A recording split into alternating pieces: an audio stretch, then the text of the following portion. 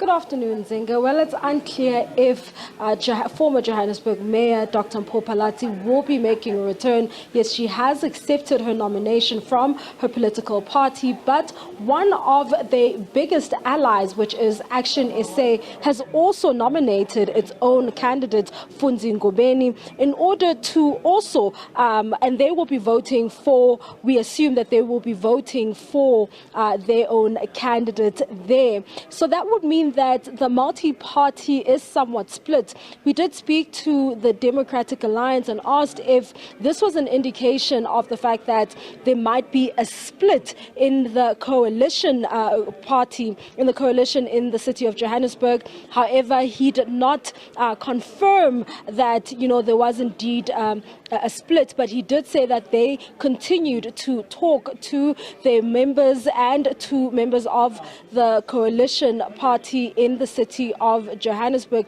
We understand that the ANC as well as the EFF and minority parties are expected to vote together. We've seen them voting together from time and time and again in the city of Johannesburg. We've seen them blocking a 2 billion rand loan request from the Democratic Alliance. And also, we saw them voting together to oust former Johannesburg Mayor Dr. Mpho Phalatse. It's unclear if the Democratic Alliance will indeed be able to get the numbers that it will need in order to then reinstate its mayoral candidate, and that is Dr. Mpho Phalatse.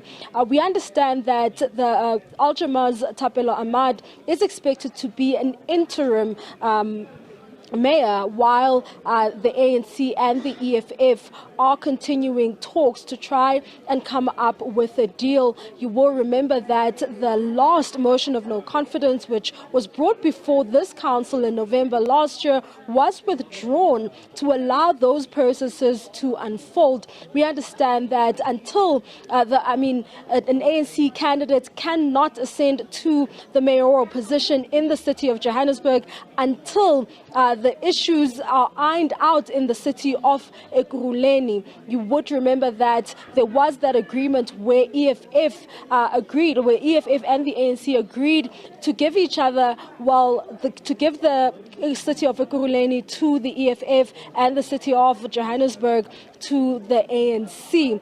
But you will remember what happened in the city of Ekurhuleni when that did not happen. There's also the issue of that leaked letter that we saw over the weekend. It was a letter addressed, which was written by DA leader John Steenhuisen, addressed to one of the coalition members, just alluding to the fact that they might not be so pleased to have the Patriotic Alliance back as a member of the coalition party in the city of Johannesburg, and it seemed as though they had rejected a deal that was brokered by Action SA, where it had offered and proposed to give two of its positions MMC positions to the Patriotic Alliance. Now, in a earlier conversation with the Democratic Alliance's Solim Simanga, he has accused Action SA of trying to create another government in the city of Johannesburg, saying that letter might have been leaked deliberately, because hours later Action SA then announced that it could potentially come up with an alternative coalition in the city of Johannesburg. It's unclear what will emerge here, but it seems as though there might be three coalitions here in the city of Johannesburg.